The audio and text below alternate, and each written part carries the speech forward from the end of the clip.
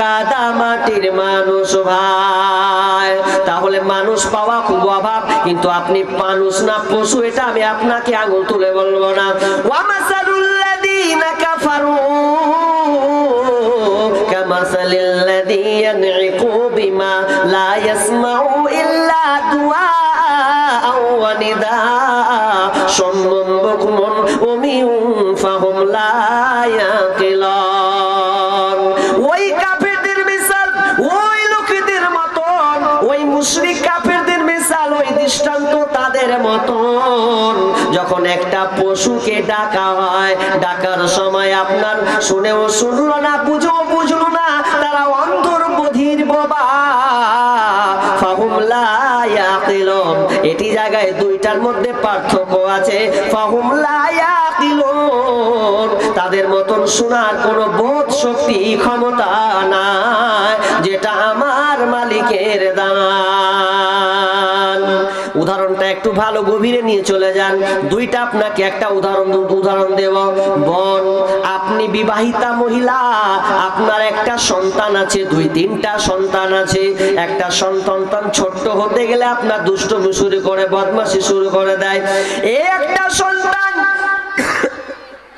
যেই সন্তানকে আপনি রাখালি করার জন্য আপনি তাকে একটা ছাগল দিয়েছেন কিংবা একটা গরু তাকে দিয়েছেন, ওই গরুটা দেখবেন রাখালের কাজ হলো মাঠে চড়তে নিয়ে যাওয়া, মাঠে নিয়ে যাওয়া। যখন মাঠে নিয়ে যায় তখন রাখালের একটা অভ্যাস খারাপ আছে, বাচ্চারা তখন অনেক সময় খেলনা শুরু করে দেয়, আর গরুর দিকে কিন্তু সে কর্ণপাত করে না।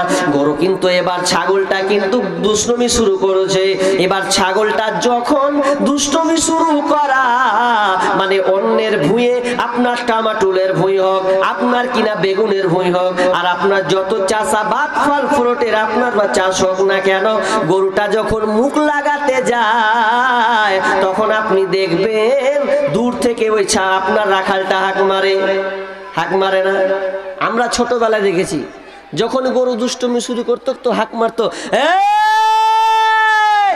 ঘুরলি। আচ্ছা, রাখাল যখন হাঁক মারে গরু ঘুরে? গরু কিন্তু ঘুরে না, গরু তখন ওই সময় ঘুরে না। এবার দেখেন, আবার বিপরীতমুখী একটা উদাহরণ নেন। আপনারই সন্তান 7 বছর 8 বছরের বাচ্চা, ওই সন্তানটা যখনই ভুঁইয়ের আপনার, আমরা আল বলি, আপনারা কি বলেন জানি না, ভুঁইয়ের দুপাশের মাঝখানে যে বেড়া দেয় এটাকে আল বলা হয়।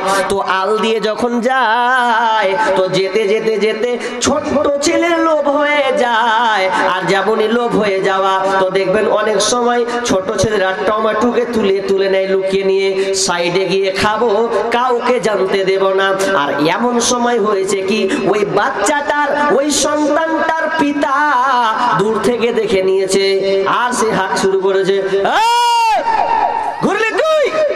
আর যেমনই ঘুরলি তুই বলা, ও টমাটুল থুয়ে পালিয়ে গেল, মানে আর নেই হাওয়া, একদম পালাকি পালা, বাপের হাত বাপের কাছে ধরা দিব না, উড়ে গেল। আর যেমন উড়ে যাওয়া পাত্তা দিল না। এবার শিক্ষিত সুধী মণ্ডলে, মা বোন, এবার ধ্যান করে শুনেন, ভালো করে শুনেন। ওই গরুটার কান আছে, আর আপনার কিনা ওই শিশু বাচ্চাটারও কান আছে। ওই গরুটার মুখ আছে, শিশু বাচ্চাটার মুখ আছে। ওই গরুটার পা আছে, আপনার কিনা শিশু বাচ্চাটারও পা আছে। তো গরুটার চোখ আছে, ওই শিশু বাচ্চাটার চোখ আছে। কিন্তু গরুটা, মানুষটা কেন ফিরলো? গরুটা কেন ফিরলো না? এখানে দুইটা জায়গায় পার্থক্য আছে। কোরআন বলছে ফাহুম লা ইয়াকিলুন, এদের মধ্যে দুটি জায়গায় পার্থক্য আছে। মানুষটার বোধ শক্তি ক্ষমতা আছে, আর ওই পশুটার, ওই গরুটার বোধ শক্তি নাই, যেটা আমার মালিকের দান। এবার মুয়াজ্জিনে আজান দেয়, মুয়াজ্জিন যখন আজান দেয় তখন কিভাবে দেয়? হাইয়া আলাস সালাহ,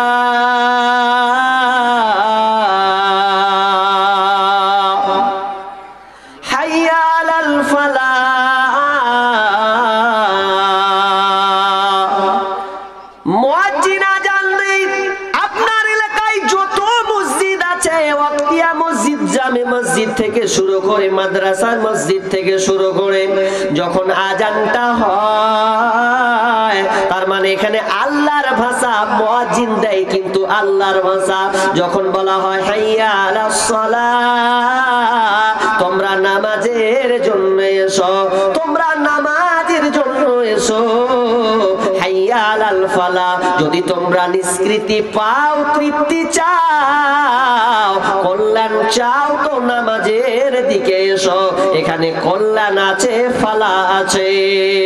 কিন্তু বন্ধুরে আমার, আজান হয়ে গেছে। আজান হওয়ার পর দেখবেন অনেক সময় ভাই দোকান নিয়ে ব্যস্ত থাকে, অনেক সময় দেখা যায় তাস নিয়ে লুডু নিয়ে ব্যস্ত আছে, অনেক মা বোনকে দেখা যায় আজান হয়েছে রান্নার কাজে ব্যস্ত হয়ে আছে। তারা কিন্তু আজানের গুরুত্বটা দিল না, আল্লাহর ডাকে সাড়া দিল না।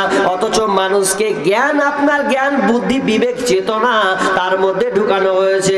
এবার আপনার পশু, আপনার গরুটা, আপনার কুকুর, আপনার ভেড়া, আপনার ছাগল, এগুলো আপনি নেন। তারা যখন আপনি মাঠে, আপনি গরুকে পুঁততে যান, লাঠি আপনার দিয়ে, আপনার খুঁটা দিয়ে আপনি গরুকে মাঠে বেঁধে আসেন, তো দেখবেন সন্ধ্যা যখন হয়ে যায়, যদি আপনি গরুটা খুঁটাটা উঠিয়ে দেন, তো আপনার গন্তব্য আপনার বাড়ি গিয়ে পৌঁছাবে। ও কিন্তু লাইন বেলাইন করবে না। আপনার ছাগলটা পুরো সকাল থেকে নিয়ে সন্ধ্যা পর্যন্ত ঘুরে বেড়ায়, যখন সন্ধ্যা হয়ে যায়, ডাক পড়ে যায়, তখন ওই ছাগলটা আপনার বাড়িতে এসে ঢুকে যায়। আপনার বাড়িতে একটা নিকৃষ্ট কুকুর প্রাণী বলে যে কুকুরটা আছে, ওই কুকুরটাকে দেখবেন, যদি আপনাকে দেখতে পায় তো আপনার কাছে এসে লেগে পড়ে যায়, আপনার পিছু না নেই। আপনি যদি বাড়ি থেকে কোনো সাওয়ারি হন, কোনো জায়গা যদি আপনি যান, তো কুকুরটা আপনার পিছু বানাই, আপনাকে চিনে নেই বলে। তাহলে কুকুর আপনার ছাগল বিড়াল পর্যন্ত মালিকের দরজা চিনেছে। হতভাগা মানুষ রে, তুই আল্লাহর মসজিদ ঘর চিনলি না। তাহলে আমরা মানুষ না পশু আছি? পশু চাইতো আমরা অধম, পশু থাকলে তো ভালো ছিল, পশু তার মালিককে চেনে। আর আমরা মানুষের চাইতে নিকৃষ্ট, আপনার পশুর চাইতে বালহুম আদাল, মানে পশুর চাইতেও আমরা নিকৃষ্ট হয়ে গেছি। অতএব আমাদেরকে, আমরা মানুষ না পশু, এটা আগে আপনি নিজেকে বিবেচনা করেন।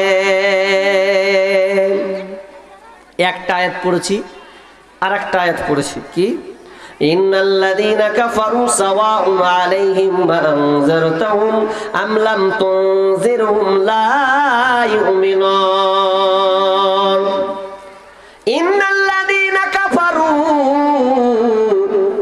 ইন্নাল্লাযীনা কাফারু সাওয়াউন আলাইহিম আনযারতাহুম, আপনি আর আল্লাহ তাআলা নবীকে বলছেন, নবী হে, আপনি ওই ফাসিক কওম যারা, কাফের যারা, তাদেরকে আপনি বলুন আর না বলুন, তাদেরকে আপনি এ ব্যাপারে সতর্ক করুন আর না করুন, তারা শুনবে না।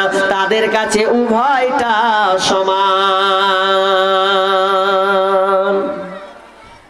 এতক্ষণ যা বলে দিলাম, দুটি আয়াত পড়েছি। এবার দেখেন, এই দুটি আয়াতকে আমি আপনাদের সামনে ঘুরাই, কি বলতে চাচ্ছি আমি। তো এই দুটি আয়াত তো ফাসিক যারা কাফির তাদের ব্যাপারে আয়াতগুলো বর্ণনা হয়েছে, তো আপনার আবার কি কাজে লাগবে? আচ্ছা আমি আপনাদেরকে বলি, মা বোন মনে মনে বলবেন, আপনাদের জালসা কতটি হয় গ্রামে? আপনাদের এদিকে জালসা কেমন হয় জানি না। আমার ধরতে গেলে মালদা, মুর্শিদাবাদ, এই মালদা ডিস্ট্রিক্ট আর এই উত্তর দিনাজপুরে মাশাআল্লাহ যথেষ্ট জলসা। এই জলসাগুলো প্রতিদিন একটা গ্রামে 2-3টা করে জলসা হয় প্রতিদিন। বরং তো তা নয়, তার চাইতে আরো সুবিধামূলক হয়েছে। আপনি এই মোবাইলের মাধ্যমে আপনি জলসা শুনছেন, তো জলসা শুনতে শুনতে শুনতে শুনতে এবার বলেন তো বোন, যে এরকম কোনো মেয়ে আছেন বা এরকম কোনো মা আছেন, এরকম কোনো বোন আছেন যে জীবনে আমি শুনিনি যে পর্দা করা হারাম, সুদ খাওয়া হারাম, জেনা করা হারাম, এইরকম কথা আপনি শুনেননি? এরকম কোনো বোন আছেন যে হাত তুলে বলতে পারবেন যে মৌলানা আমি শুনিনি জীবনে? এরকম আছেন কেউ? জি না। আপনার হাত উঠবে না। নিশ্চয় আপনি শুনেছেন পর্দা করা ফরজ, পর্দা আমাকে করতে হবে। সুদ খাওয়া যাবে না, লোন নেওয়া যাবে না, হারাম কাজ করা যাবে না, জিনা ব্যভিচার করা যাবে না। এরপর আপনার ভিতরে এই গুণটা কেন পাওয়া যায়? তাহলে ফাঁসি কম বা কাফির যারা আর আপনার চালচলের মধ্যে কি পার্থক্য আছে বলেন? কি তফাৎটা আছে? কি পার্থক্য আছে? আপনি তো 12 মাস ওয়াজ শুনছেন, নসিহা শুনছেন মৌলানার মুখে আর মোবাইলের মাধ্যমে শুনতেই রয়েছেন, ইজতেমা করছেন। এরপরে আপনি একজন বুক হাত দিয়ে বলেন বা আপনি নিজেকে বলেন যে আমি এই জিনিসটা শুনে আমি পরিবর্তন করেছি। আর যদি আপনি পরিবর্তন না করেন তাহলে তাদের মধ্যে আর আপনার মধ্যে কি পার্থক্য আছে এবার বলেন। এবার আপনাদের একটা ইতিহাস, একটা হাদিস বলুন, ভালো করে শুনেন মা বোন। আব্দুল্লাহ বিন হুযাফাকে যখন রোম সম্রাট তাকে যখন বন্দি করে দেওয়া হলো, বন্দি করলো, খাঁচা বন্দি করলো, বন্দি করার পর তাকে আব্দুল্লাহ বিন হুযাফাকে রাজা জেলে ভরে দিল। জেলে ভরে দেওয়ার পর এবার বলছে যে এক কাজ কর, ওকে কিছু খাবার দিয়াই, খাবার দিয়াই প্রহরী কিছু খাবার, কিছু টুকরো রুটি নিয়ে আপনার জেলে ওই আপনার আব্দুল্লাহ বিন হুযাফাকে রুটি দিয়ে আসছে। আর রুটি দিয়ে আস্তে আস্তে আস্তে বলছে এলেন রুটি খান। আব্দুল্লাহ বিন হুযাফা বলছে রুটি তো আছে, তো রুটিতে কি দেওয়া আছে ওটা? বলছে রুটি আর শুকরের মাংস দেওয়া আছে। তা আব্দুল্লাহ বিন হুযাফা বলছে আমি খাবো না, হাত দিয়ে দূরে সরিয়ে দিলেন। দ্বিতীয় দিন আবার খাবার নিয়ে আসছে, আবার জিজ্ঞাসা করছে কি খাবার আছে ভাই? তো বলছে রুটি আর শুকরের মাংস আছে। দ্বিতীয় দিন ঠেলে দিলেন। তৃতীয় দিন আবার প্রহরীর হাতে আবার ওই খাবার পরিবেশন করা হচ্ছে। আবার জিজ্ঞেস করা হচ্ছে ভাই রে কি খাবার মিশানো আছে? তো বলছে রুটি আর শুকরের মাংস এর সঙ্গে মানে আপনার যুক্ত করা আছে। আবার তিনি ঠেলে দিলেন। তো চতুর্থবারের দিন এবার রাজাকে বলা হলো, রাজা মশাই আপনি যাকে বন্দি করেছেন, খাঁচা বন্দি করেছেন, জেলে ভরেছেন, ও এমন একটা লোক 3 দিন পর্যন্ত অনাহারে আছে, অত্যন্ত তবু সে এক টুকরা রুটি মুখে দেয় না। এবার রাজা চলে গেলেন, রাজা চলে গেলেন পাশে। তো রাজাকে বলছেন রাজা মশাই বলছেন কি ব্যাপার তুমি রুটি খাও না কেন? বলছে আমি রুটি খেতে পারবো না, কারণ ইসলামে শুকরের মাংস হারাম হারাম হারাম করা হয়েছে, খাওয়া যাবে না। বাদশা বলছে আরে আব্দুল্লাহ বিন হুযাফা শোন, আমি তোকে আমার মায়া লাগে শুনলে, আমি তোকে কয়েকটা অফার দিব, এই অফারটা যদি মানতে পারিস, আমার এই কাজলার শর্ত যদি মেনে নিতে পারিস রে, তাহলে আমি তোকে খাঁচা থেকে বন্দি আপনার কিনা ছেড়ে দেব, তোকে জেল থেকে ছেড়ে দেব। শুধু তাই না, তুই যদি আবার খ্রিস্টান ধর্ম গ্রহণ করে নিস তাহলে আমি তোকে এর বিনিময়ে 3-4টা অফার তোকে দিতে পারি। তো এবার আব্দুল্লাহ বিন হুযাফা বলছে কি এমন অফার দেবে? আমি তোমার অফার আমি মানতে পারবো না। আমি ইসলাম পেয়েছি, এই ইসলামকে আমি ত্যাগ করতে পারবো না। আমি ইসলাম পেয়েছি মানে আমি নিজে কোটিপতি ধনী হয়ে গেছি, আমি বিশাল বড় মাপের একজন, তুমি আমাকে আবার কি দেবে? এবার বলছে আব্দুল্লাহ বিন হুযাফাকেও বাদশা বলছে শোন, তুই যদি ইসলাম ত্যাগ করে দিন তাহলে আমি তোমাকে আমার অর্ধেক রাজত্ব, যে আমার যে পুরো রাজত্ব আছে এই রাজত্বটা, অর্ধেক রাজত্ব আমি তোকে দিয়ে দেব, তোর নামে আমি লিখে দেব। শুধু তাই নয়, আমি তোকে কি করব শুনেলে, আমার একটা রূপসী একটা মহিলা, আমার একটা মেয়ে আছে, ওই মেয়েটা এত সুন্দরী দেখতে, এত সুন্দর, তার সঙ্গে তোমার বিবাহ দিয়ে দেব। তো আর শুধু তাই নয়, এর বিনিময়ে তোমাকে আমি ছেড়ে দেব। এবার আব্দুল্লাহ বিন হুযাফা বলছেন না না না, আমি আমি তোমার রাজত্ব নিয়ে আমার কোনো লাভ হবে না। আর রাজত্ব পাওয়ার জন্য আমি এই দ্বীন ইসলামকে ছেড়ে দেব, এটা আমার দ্বারা কখনো সম্ভব নয়। আর আপনি আর তোমার মেয়েকে বিয়ে করব, এটাও আমার কোনো সম্ভব নয়। এগুলো লোভ দেখিয়ে আমার কোনো আপনার কোনো লাভ হবে না। এটা আমি মানতে পারলাম না, মানতে পারলাম না। লম্বা ঘটনা, কিন্তু আমি আংশিক এখানটা তুলে ধরতে চাইছি। একজন সাহাবীকে বন্দী করা হলো রে, অথচ 3 দিন পর্যন্ত না খেয়ে আছে, 3 দিন পর্যন্ত খাবার খাই নাই। কেন? শূকরের মাংস দেওয়া আছে। অথচ সূরা মাইদাতে বলা হয়েছে যদি তোমার আপনার মানে খিদা লাগে আর যদি বিকল্প কোনো খাবার না পাওয়া যায়, তাহলে কারণবশত কোনো কারণ ছাড়াই তুমি শূকরের মাংসটাকে খেয়ে নাও, কারণ তোমার বাঁচতে হবে, বিকল্প তোমার কাছে কোনো খাবার নাই। এই উদ্দেশ্যে খেতে পারে। অথচ আব্দুল্লাহ বিন হুযাফার তার ইমানি জাজবা দেখেন, সে এখানে মুখ দিল না, মুখ দিল বরং দূরে ঠেলে দিল। হাজি, তাদের ইমান আর আমাদের ইমানের পার্থক্য কোথায়? অথচ আলেম ওলামা ওয়াজ করে যে নেশাদার দ্রব্য পান করা হারাম, খাওয়া যাবে না। অথচ গ্রামে দিন দিন নেশাদার দ্রব্য বাড়তেই চলেছে। আর সবথেকে বড় কথা, সবচাইতে বড় কথা কি বলছেন, সবচাইতে বড় কথা হচ্ছে কি জানেন? যে আমরা মনে করছি মদটা পান করলো গাড় গাড় গাড় গাড় গাড় গাড় গাড় গাড় করে গিলে নিল, এটাকেই মদ, আর বাকিগুলো মদ নয়।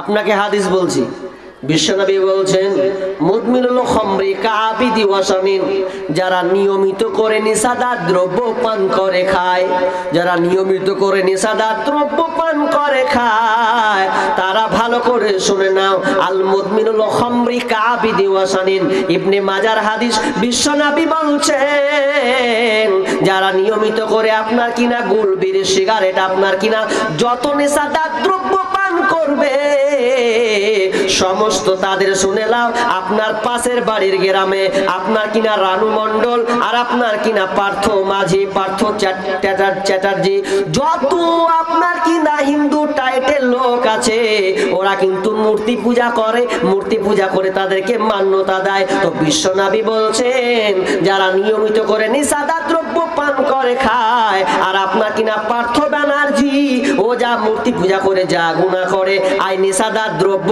আর পূজারকারীর ব্যাপারে কোনো পার্থক্য নাই।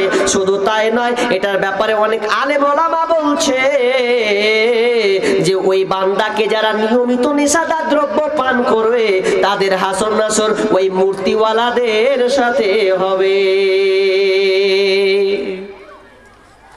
অথচ দিন দিন নেশাদার দ্রব্য বাড়তে আছে, কমে না বরং বাড়তে আছে। এগুলাকে আমরা মামুলি মনে করেছি। তো বলছেন মৌলভী সাহেব এই তো বিড়ি সিগারেটটা একটা মামুলি ব্যাপার, এটা কিছু না, চুরুক করে টানলে আর ধোঁয়াটা বের করে দিলে এত সহজ, এত সস্তা? জি না, এত সস্তা নয়। তো ঠিক আছে, তুমি এটাকে ছোট মনে করছো, তা আমি 1 কিলো মশলা নিব, আর 1 কিলো মশলা নিয়ে সুন্দর করে ভিজিয়ে একে রস করে তোমার মুখে ঢালবো, দেখি তোমার ব্রেন বিকৃতি হয় কিনা। বেঈমান লড়তে পারবে না, লোট টলমল করে বেহুশ হয়ে যাবে, ও আর বিবেক অবস্থায় থাকবে না, বিবেকহীন হয়ে যাবে। এটা কখনো নয়। কিছু মা বোনদেরকে আবার দেখা যায়, মা বোনদেরকে কি দেখেন, এদিকে আপনাদের মা বোনেরা গুল করে না, আমাদের ওইদিকে গুল করে, খুব গুল, এত ফ্যাসিলিটি ওদের গুল করা যে ওরা আবার কোটা নিয়ে এলেই মরো না, জানেন? কোটা, ওই হজমিওয়ালা কোটা নিয়ে ওই প্যাকেটটাকে ছিঁড়ে ওই গুল ভরে নিল। তা গুল ভরে দেওয়ার পর কি করেন দেখবেন, অনেক সময় গাড়িতে দেখা যায় বাসে টেনে, যখন ওই মেয়েটার যখন নেশা লাগছে বা গুল করা যখন ইচ্ছা হয়েছে, তখন ওই কোটাটাকে খুলে ওর বাম হাতে ঢেলে দিলে, কিছুখানটা ঢেলে দেওয়ার পরে তর্জনী আঙুল ধরলেও ধরে দিয়ে একদম লিলে, একবার ডলারের ডাহিনে একবার ডলারের বাহিনে, এমন করে মারছে, ও তো পাশে বসা যায় না। তো এমনভাবে মাছতে মাছতে মাছতে মাছতে মাছতে মাছতে মুখখানটাকে কালো পিক্কানি করে দিয়েছে। আর পিক্কানি করে দেওয়ার পর দেখবেন যখন ওই মাটা, যখন ওই বোনটা যখন পিঠটা ফেলে, ওই থুপটা যখন ফেলে, তো মনে হয় কি হলো, মাইক কি হলো, হ্যালো হ্যালো ভাই, হ্যাঁ আচ্ছা আচ্ছা, আধ ঘন্টার মধ্যে ইনশাআল্লাহ আমি একটু আর 5 মিনিট দেখি, 5 মিনিট ঘুরাই, 5 মিনিট, ঠিক আছে ঠিক আছে। তো তো ওই মা বোনকে দেখা যায় যে একদম মুখ পিঠ যখন ফেলে তো মনে হবে বিলের পাছা দিয়ে যত নোংরা বের হয় না, তো মেয়ের মুখ দিয়ে ওই নোংরাটা বের হচ্ছে। ছি ছি ছি ছি ছি, এত নেশা আজকালকার মা বোনেরা করছে। মা বোন আপনারা গুলকে পরিহার করুন, পরিত্যাগ করুন, এগুলো করিয়েন না। আর বাপজি আপনাকেও বলি, আপনি কেমন আপনি হতভাগা যে আপনি নামাজে যাবেন তো নামাজের আগেই আপনি ওই বিড়িটা খেয়ে উজু করছেন, অথচ বিশ্রামী কি হাদিসে আমরা সবাই জানি ছোট কাল থেকে যে নামাজে মসজিদে নামাজ পড়তে গেলে মসজিদ গেলে পেঁয়াজ রসুন খেতে হয় না, কারণ ফেরেশতারা ঘ্রাণ নিতে পারবে না। তো আপনি বুজুর্গি বাপজি এত বড় বড় দাড়ি, জি এত বড় বড় দাড়ি, এরপরে ও বিড়ি খেয়ে নিল, খয়নি ভরে নিয়েছে, উজু করছে আর খয়নি বাহি করছে আর উজু করছে, মনে হচ্ছে আর মুখ দিয়ে মনে হয় আতরে স্যান্ড বের হচ্ছে, এত নোংরা। এগুলো থেকে তো আপনাকে বেঁচে থাকতে হবে। একটা গেল। নাম্বার 2, তাহলে নেশাদার দ্রব্য থেকে বাঁচতে হবে। এটা আল্লাহ তাআলার আপনার কিনা নিষেধ, খবরদার না তোমরা নেশাদার দ্রব্য পান করবে না। এই ব্যাপারে বিশাল লম্বা আলোচনা আছে। নাম্বার 2, আল্লাহ সুবহানাহু ওয়া তাআলা বলেছেন, ইয়া আইয়ুহাল্লাযীনা আমানুত্তাকুল্লাহা ওয়া যারু মা বাকিয়া মিনার রিবা ইন কুনতুম মুমিনিন। খবরদার, আল্লাহ বলছেন ইয়া আইয়ুহাল্লাযীনা আমানু, হে ঈমানদারেরা তোমরা আল্লাহকে ভয় করো, ওয়া যারু মা বাকিয়া মিনার রিবা, এবং তোমরা সুদের বকিয়া, সুদের কারবার যত লেনদেন আছে ওগুলোকে তোমরা বর্জন করে দাও, ছেড়ে দাও। সুদ লেনদেন করা যাবে না, চক্রবৃদ্ধি হার লেনদেন করা যাবে না। অথচ আমাদের সমাজে মা বোনদের বেশি। আপনাদের এদিকে জানেন আমাদের মুর্শিদাবাদ, এই আপনার বন্ধন লোন এত বেড়েছে, এত বেড়েছে, এত বেড়েছে যা বলার কথা নয়। প্রত্যেকটা মেয়েকে দেখছি বিড়ি বেঁধছে আর বিড়ি বেঁধে বেঁধে বেঁধে লোনকে শোধ করছে। আপনাদের যে বিড়ি বাঁধা আছে, এদিকে বিড়ি বাঁধানোর মা বোন খুব ভালো, যাক আল্লাহ একদিক দিয়ে হেফাজত করেছে। আর আমাদের বিড়ি বাঁধা এত বেড়েছে, বিড়ি বাঁধা যে রাস্তা রাস্তা রাস্তা রাস্তা গলিতে গলিতে বিড়ি বাঁধে, পর্দা নেই। বলতে লজ্জা লাগছে, কি বলবো মুর্শিদাবাদের লোক, তাও বলতে হচ্ছে, না বললে হয় না যে রাস্তায় বিড়ি বাঁধছে, এমন বিড়ি বাঁধছে ওর পর্দার ব্যাপারে কোনো গুরুত্ব নাই। এই যে লোন নিয়েছে লম্বা লম্বা বিড়ি টানছে, ও বাঁধছে। আলেম ওলামা যাচ্ছে তো আলেম ওলামা যদি যাচ্ছে তো আপনার কিনা লোক যদি যাচ্ছে তো মাথায় কাপড় নেই, আর যখনই মৌলবি চলে গেল তখন বলছে এ ছুরি মাথায় কাপড়টা দে না, খেয়ে পিকুম ঢেকা মাথায় কাপড় দিতে পারিস না, তখন মাথায় কাপড় দিয়ে কেন, তো বলছে মৌলবি এসে সেই। অথচ ওই রাস্তা দিয়ে কত যে লোক গিয়েছে, একটাও মাথায় কাপড় পরেনি, তো মৌলবির ব্যাপারে বলছে মাথায় কাপড়টা দে না। তা আমি আবার বলছি ও খালি মৌলবিটাই খালি পুরুষ আর বাকি যে রাস্তা দেখে সবটি হিজড়া নাকি, ওই জন্য তোমরা মাথায় কাপড় দাওনি।